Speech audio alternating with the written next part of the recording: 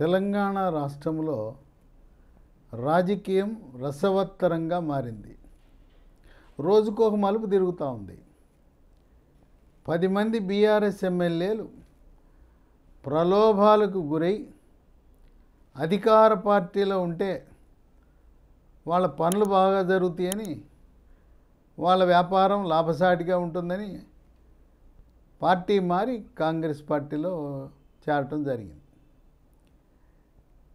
దీనికి ఎత్తుకు పై ఎత్తు అనే విధంగా బీఆర్ఎస్ పార్టీ నాయకులు రాష్ట్ర హైకోర్టు దృష్టికి తీసుకెళ్లారు, స్పీకర్ దృష్టికి తీసుకెళ్లారు. రాష్ట్ర హైకోర్టు దీన్ని తగు సమయం ఇచ్చి నిర్ణయం తీసుకోమని స్పీకర్కి ఆదేశాలు ఇచ్చింది హైకోర్టు. అయినా స్పీకర్ కనీసం నోటీసులు కూడా జారీ చేయలే. ఇది విషయం సుప్రీంకోర్టుకు చేరింది. సుప్రీంకోర్టు చాలా తీవ్రంగా పరిగణించింది.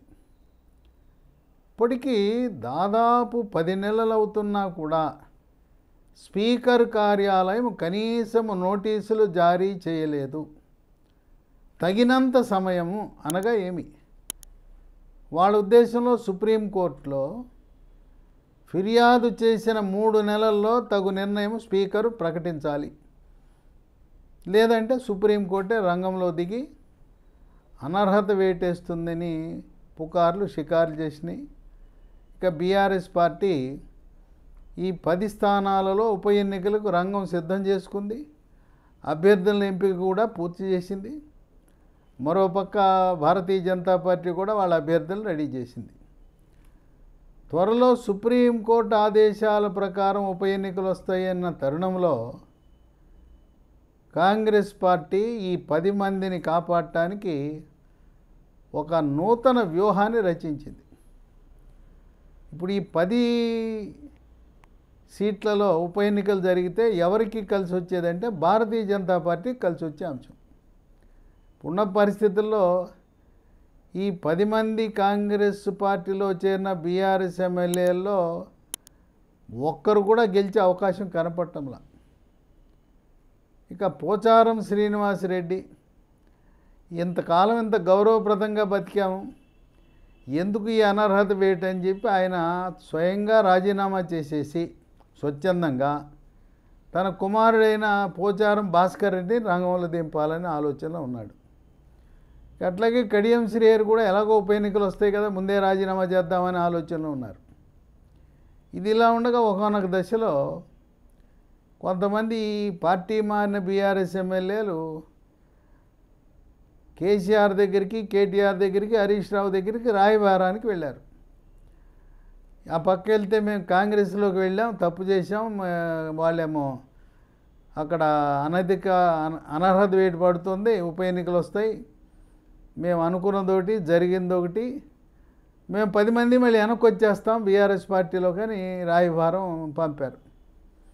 దానికి ససిమేర అన్నారు కేసీఆర్, కేటీఆర్, హరీష్ రావు. ఇట్టి పరిస్థితుల్లో ఇక వెళ్ళిపోయిన 10 మందిలో ఏ ఒక్కరిని కూడా మళ్ళీ తిరిగి పార్టీలోకి రానిచ్చే ప్రసక్తే ఉత్పన్నం కాదు, మేము ఉప ఎన్నికలకు సిద్ధమంటూ ఫిబ్రవరి 19న కేసీఆర్ ఒక విస్తృత స్థాయి సీనియర్ నాయకులు, మాజీ ఎమ్మెల్యేలు, మాజీ ఎమ్మెల్సీలు, మాజీ ఎంపీలు, మంత్రులతో ఒక విస్తృత స్థాయి పార్టీ సమావేశం పెట్టి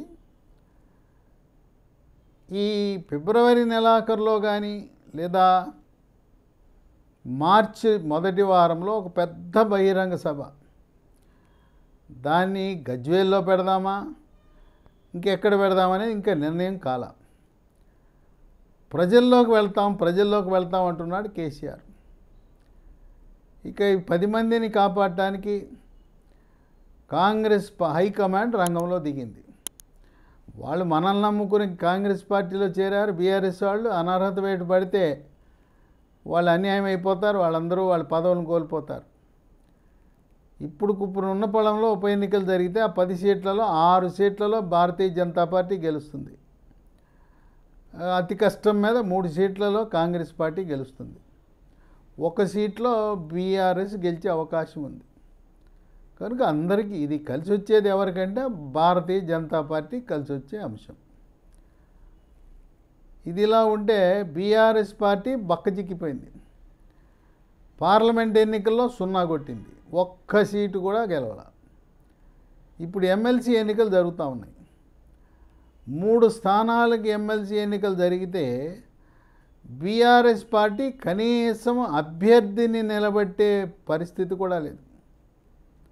అంటే అంత బలహీనంగా ఉంది. అభ్యర్థిని కూడా కనీసం పోటీలో పెట్టలేని దుస్థితిలో ఉంది బీఆర్ఎస్ పార్టీ. పోటీ ప్రధానంగా కాంగ్రెస్ బీజేపీ మధ్యలో ఉంది. 3 సీట్లలో కనీసం 2 ఎమ్మెల్సీ సీట్లను భారతీయ జనతా పార్టీ కైవసం చేసుకునే దిశగా అడుగులు వేస్తూ ఉంది. 3 బీజేపీ గెలిచినా కూడా ఆశ్చర్యం లేదు. ఇక ఇటువంటి పరిస్థితుల్లో హైకమాండ్ రాహుల్ గాంధీ రంగంలో దిగాడు. దీన్ని ఎట్లయినా ఈ 10 మంది ఎమ్మెల్యేలను కాపాడాలి. ఈ 10 మంది ఎమ్మెల్యేలను కాపాడాలంటే సుప్రీంకోర్టు దృష్టిలో పడకుండా ఈ ఫిరాయింపుని చట్టబద్ధత తేవాలంటే ప్రస్తుతం బీఆర్ఎస్ పార్టీ ఎమ్మెల్యేలు 38 మంది ఉన్నారు. ఈ 38లో 10 మంది కాంగ్రెస్లోకి వచ్చారు. మరో 16 మంది కాంగ్రెస్లోకి బీఆర్ఎస్ ఎమ్మెల్యేలను తెచ్చుకుంటే పార్టీ ఎమ్మెల్యేల్లో 2/3 వంతు ఎమ్మెల్యేలు పార్టీ మారితే అది పార్టీ ఫిరాయింపు చట్టము పరిధిలోకి రాదు.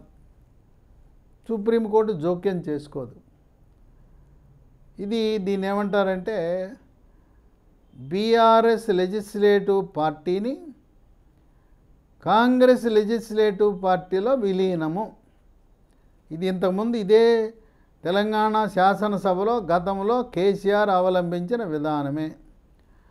నీవు నేర్పిన విద్యయే నీరజాక్ష అని చెప్పి రేవంత్ రెడ్డి కేసీఆర్కి గుణపాఠం చెప్పే విధంగా ఒక 16 మంది బీఆర్ఎస్ ఎమ్మెల్యేని కాంగ్రెస్లో చేర్చుకుని ఈ బీఆర్ఎస్ లెజిస్లేటివ్ పార్టీ విలీనము ద్వారా చట్టబద్ధత కల్పించాలి. 2014 తర్వాత తెలుగుదేశం పార్టీ 15 మంది ఎమ్మెల్యేలు ఉంటే వాళ్ళని టీఆర్ఎస్ లెజిస్లేటివ్ పార్టీలో విలీనం చేసుకున్నారు. 2018 తర్వాత కాంగ్రెస్ పార్టీలో 18 మంది ఎమ్మెల్యేలు గెలిచారు. 18 మంది ఎమ్మెల్యేలు గెలిస్తే కేసీఆర్ 12 మంది కాంగ్రెస్ ఎమ్మెల్యేలని సంతలో పశువుల్లా కొనుగోలు చేసి కాంగ్రెస్ లెజిస్లేటివ్ పార్టీని టీఆర్ఎస్ లెజిస్లేటివ్ పార్టీలో విలీనం చేసుకున్నా అన్నాడు. విశేషం ఏంటంటే ఈ 12 మంది పార్టీ ఫిరాయించిన కాంగ్రెస్ ఎమ్మెల్యేలు ఎక్కువ మంది ఉమ్మడి ఖమ్మం జిల్లాకు చెందినవారు అవటం అనేది విశేషం. ఇప్పుడు ఈ 16 మంది బీఆర్ఎస్ ఎమ్మెల్యేలు కాంగ్రెస్లో చేరటం, దీనికి ఒక మాజీ మంత్రి, హైదరాబాదుకు చెందిన మాజీ మంత్రి, ఊహాగానాలు ఏంటంటే మాజీ మంత్రి అంటే తలసాని శ్రీనివాస యాదవ్ అయ్యి ఉండొచ్చు అనే ఊహాగానాలు ఉన్నాయి. ఆ మాజీ మంత్రి రేవంత్ రెడ్డితోనూ పిసిసి మహేష్ కుమార్ గౌడ్తో కాకుండా రాహుల్ గాంధీ కేసీ వేణుగోపాల్తో నేరుగా చర్చలు జరుపుతున్నారంట. మేము 16 మంది వస్తాం. 16 మంది ఎక్కడి నుంచి రాబోతున్నారు? గ్రేటర్ హైదరాబాద్ పరిధిలో మూకుమ్మడిగా ఒక్క ఎమ్మెల్యే మినహాయించి మిగతా అందరూ కూడా కాంగ్రెస్లో చేరటం.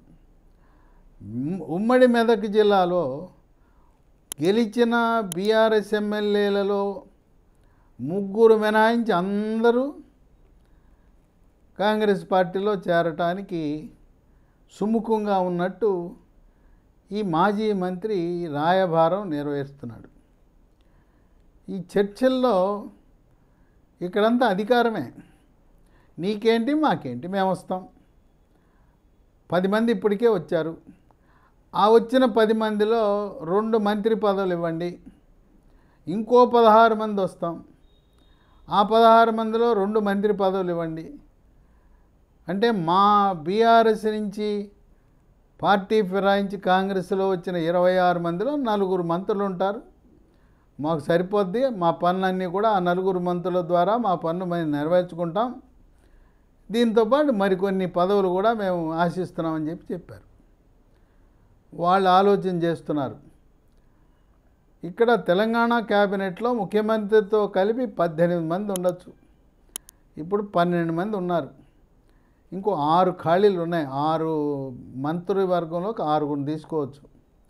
అసలు కొన్ని శాఖలు అయితే వాటిని చూసే నాదుడే లేడు. మున్సిపల్ శాఖ, హోంశాఖ, విద్యాశాఖ, ఎస్సీ సంక్షేమం, ఎస్టీ సంక్షేమం, వాటిని చూసే నాదుడే లేడు. ఇవన్నీ కూడా ముఖ్యమంత్రితోనే ఉన్నాయి.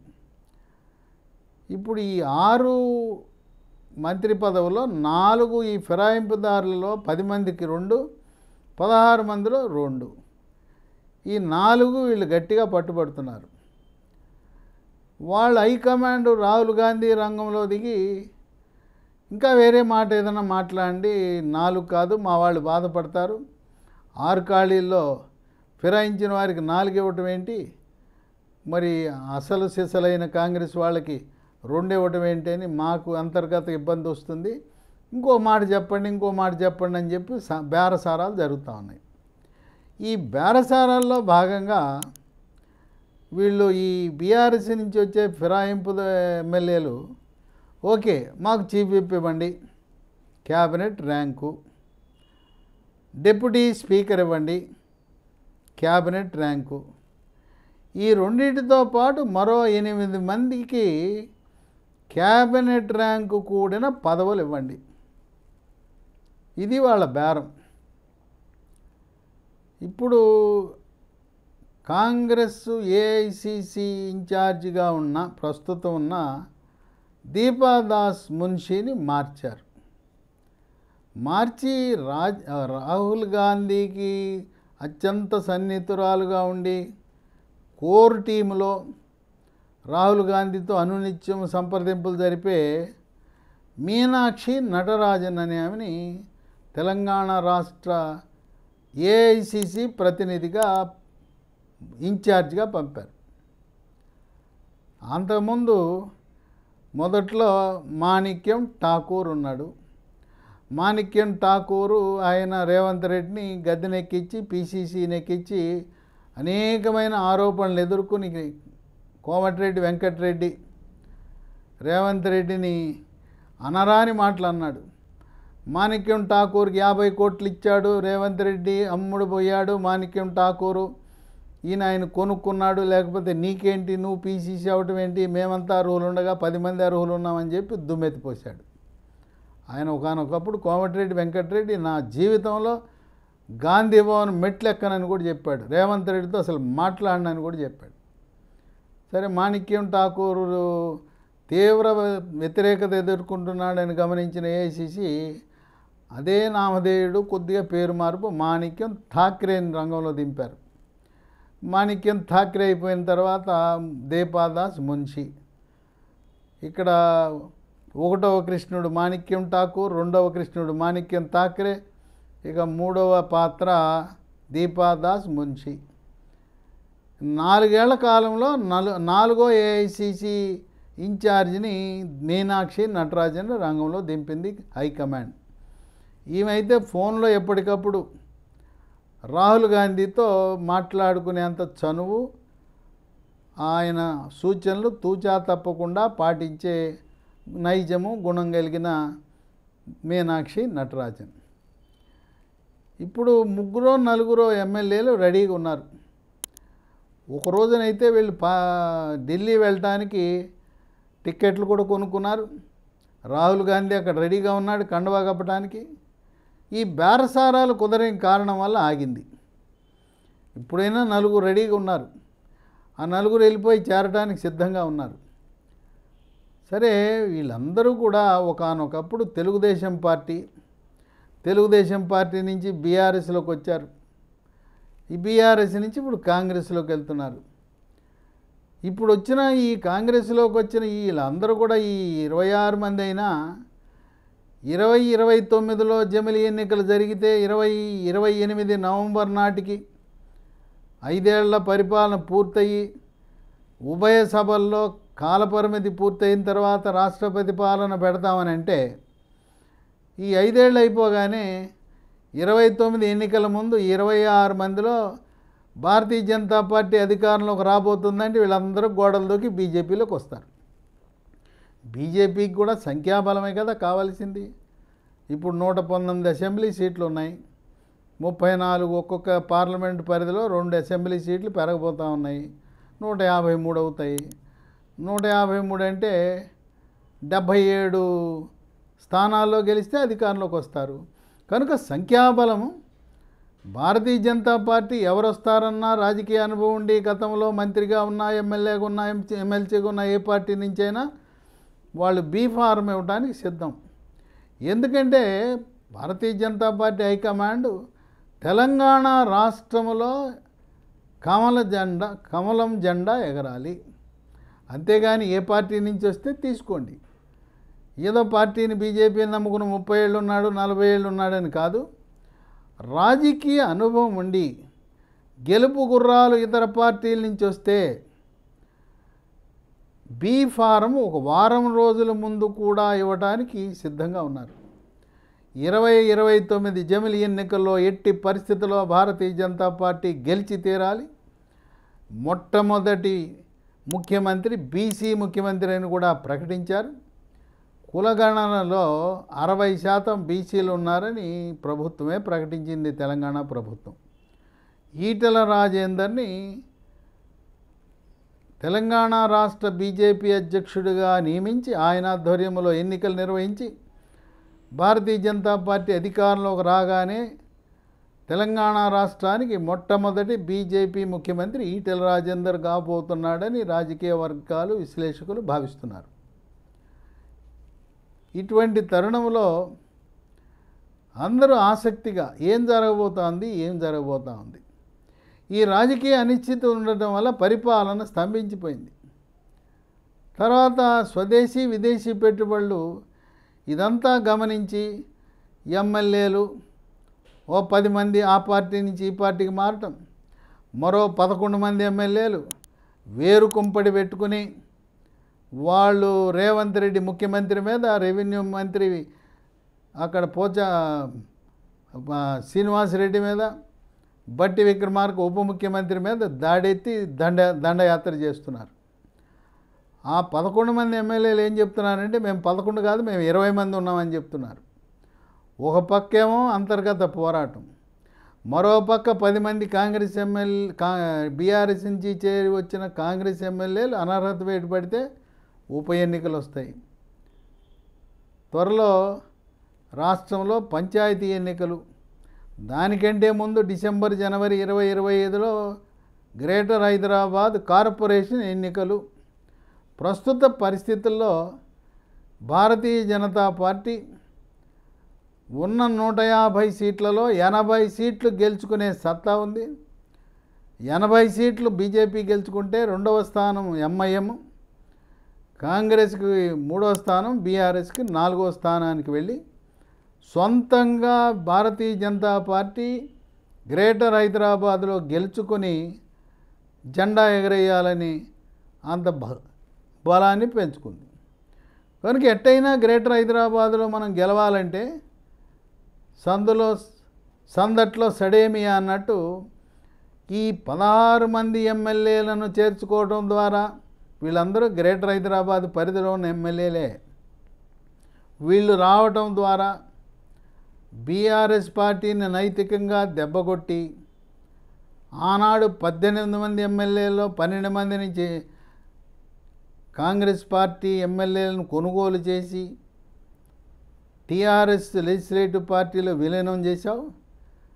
అదే పద్ధతిలో మేము కూడా ప్రతీకార చర్య అన్నట్టుగా ముందుకు సాగుతూ ఈ 16 మంది ఎమ్మెల్యేలు రావడం ద్వారా గ్రేటర్ హైదరాబాదు మున్సిపల్ ఎన్నికలు 2025 డిసెంబర్లో గెలవచ్చని, త్వరలో స్థానిక సంస్థలు, మున్సిపాలిటీలు, కార్పొరేషన్లు, పంచాయతీలు, మండలాలు, జిల్లా పరిషత్తులు, బ్యాంక్ ఎన్నికలు, నీటి సంఘాలు, వీటన్నిటిలో కూడా ప్రస్తుత పరిస్థితుల్లో కాంగ్రెస్ పార్టీ ఇచ్చిన హామీలు ఏది కూడా అమలు జరగల.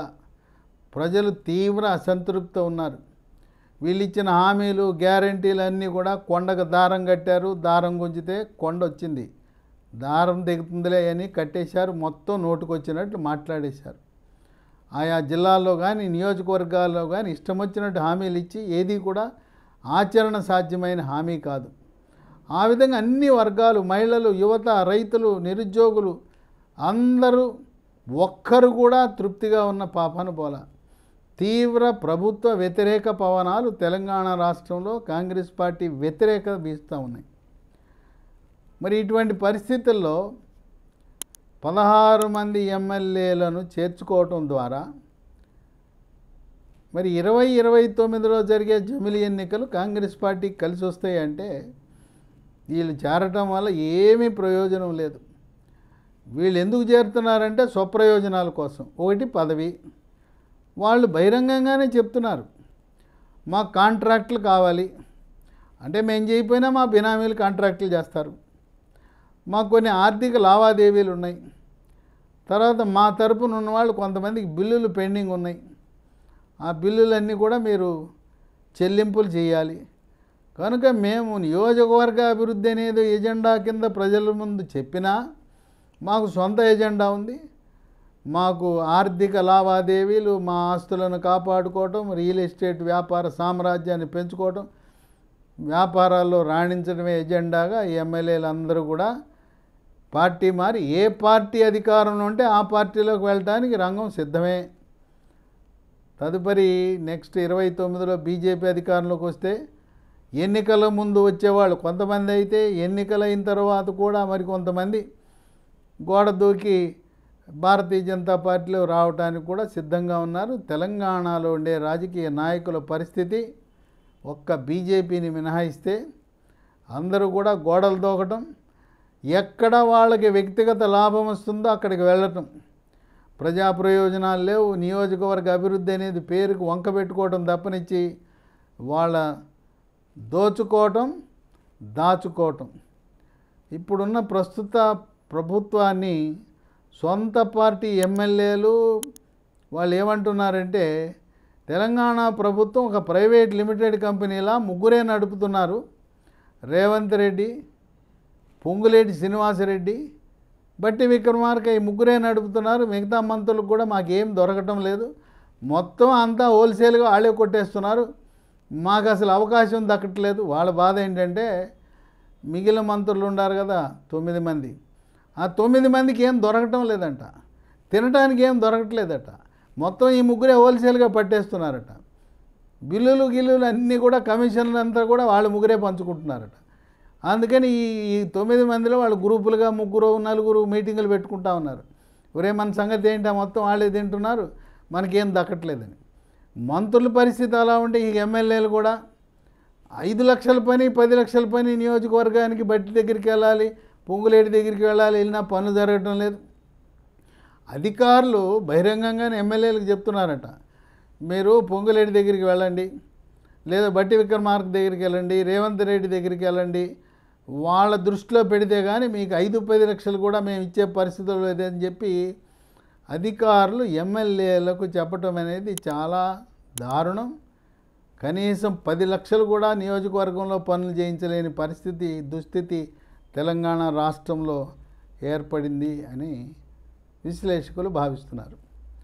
మంత్రివర్గంలో తలసాని శ్రీనివాస్ యాదవ్కి స్థానం లభించే అవకాశం ఉన్నది. అతను గతంలో మంత్రిగా తెలుగుదేశం పార్టీ చంద్రబాబు నాయుడు క్యాబినెట్లో మంత్రిగా ఉన్నాడు, మళ్ళీ ఈ టీఆర్ఎస్ ప్రభుత్వంలో మంత్రిగా ఉన్నాడు. బీసీ సామాజిక వర్గం, గ్రేటర్ హైదరాబాదులో యాదవుల సంఖ్య బాగా చాలా సంఖ్యాపరంగా ఎక్కువ ఉంది, మంది బలం మారు బలం అన్నీ ఉన్నాయి. కనుక తలసాని శ్రీనివాస్ యాదవ్ని ఒక మంత్రి పదవి వరించే అవకాశం ఉందని విశ్లేషకులు భావిస్తున్నారు. ఏదేమైనా ఇప్పుడు ఆ రోజున కేసీఆర్ 15 మంది టీడీపీ ఎమ్మెల్యేలను ఏ విధంగా టీఆర్ఎస్ లెజిస్లేటివ్ పార్టీలో విలీనం చేసుకున్నాడో, 2018 తర్వాత 12 మంది కాంగ్రెస్ ఎమ్మెల్యేలను టీఆర్ఎస్ లెజిస్లేటివ్ పార్టీలో విలీనం చేసుకున్నాడో, అదే పంధాన కాంగ్రెస్ పార్టీ 16 మంది ఎమ్మెల్యేలను ఈ తెచ్చుకుని బీఆర్ఎస్ లెజిస్లేటివ్ పార్టీని కాంగ్రెస్ లెజిస్లేటివ్ పార్టీలో విలీనం చేసుకుని సుప్రీంకోర్టులో వేటు పడకుండా వచ్చిన 10 మంది ఎమ్మెల్యేలను కాపాడుతూ మరో 16 మందిని తెచ్చుకొని ఎటువంటి డోకా లేకుండా 28 నవంబరు దాకా ప్రభుత్వంలో స్థిరంగా ఉండొచ్చు. తర్వాత గ్రేటర్ హైదరాబాద్లో కూడా మనకి ఎమ్మెల్యేలు అంతా ఉంటే కలిసి వస్తుంది. తర్వాత స్థానిక సంస్థల్లో కూడా కలిసి వస్తుంది. కనుక ఇక బీఆర్ఎస్ పార్టీ ఖతం, వాళ్ళ ఖేల్ ఖతం, బీఆర్ఎస్ పార్టీ ఖేల్ ఖతం, దుకాణం బంద్.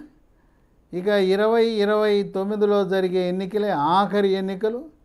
ఇక ఆ ఎన్నికల్లో ఏ విధంగా పార్లమెంట్లో ఒక సీటు కూడా గెలవలేదో పోటీ కాంగ్రెస్ బీజేపీ మధ్యనే ఉంటుంది.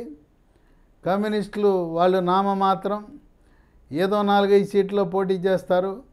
వాళ్ళు 1-6 కూడా గెలిచే పరిస్థితి లేదు. కనుక ఈ అవినీతిలో కూరుకుపోయిన కాంగ్రెస్ పార్టీని ప్రజలు బుద్ధి చెప్పాలి, ఒక్కసారి కమలానికి అవకాశం ఇవ్వాలని ఇప్పటికే వాళ్ళు బీసీ ముఖ్యమంత్రిని ప్రకటించిన తరుణంలో కాంగ్రెస్ పార్టీ ఇన్ని సంవత్సరాలు పరిపాలించిన ఉమ్మడి ఆంధ్రప్రదేశ్లో కానీ లేదా రాష్ట్రాలు ఆంధ్ర తెలంగాణ విడిపోయిన తర్వాత కానీ కాంగ్రెస్ పార్టీ బీసీ సామాజిక వర్గాన్ని పూర్తిగా నిర్లక్ష్యానికి గురి చేసిందని 135 కులాలున్న బీసీలందరూ కూడా ముక్త కంఠంతో 2029 ఎన్నికల్లో మాకు పార్టీ ముఖ్యం కాదు, మాకు బీసీ ముఖ్యమంత్రి కావాలని చదువుకున్నవారు, చదువు లేనివారు, విజ్ఞులు, మేధావులు, విద్యాధికులు, ప్రజాస్వామ్యవాదులు ఓట్లు మావా, సీట్లు మీవా, ఓట్లు మావి, సీట్లు కూడా మాదే, 15% ఉన్న అగ్రవర్ణాలు 85% ఉన్న బీసీ ఎస్సీ ఎస్టీలను కాదని మీరు పరిపాలన చేశారు. చాలు,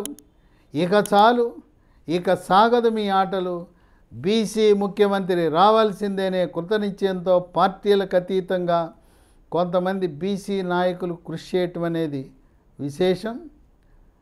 ఇక ఇప్పుడు ప్రస్తుతం తెలంగాణలో రాజకీయం అయోమయం, గందరగోళం, ఎప్పుడు ఏం జరుగుతుందో తెలవని పరిస్థితి, రాజకీయ అనిశ్చితి. అయితే ప్రభుత్వానికైతే ఏమాత్రం డోకా లేదు, సంఖ్యాబలం ఉన్నది.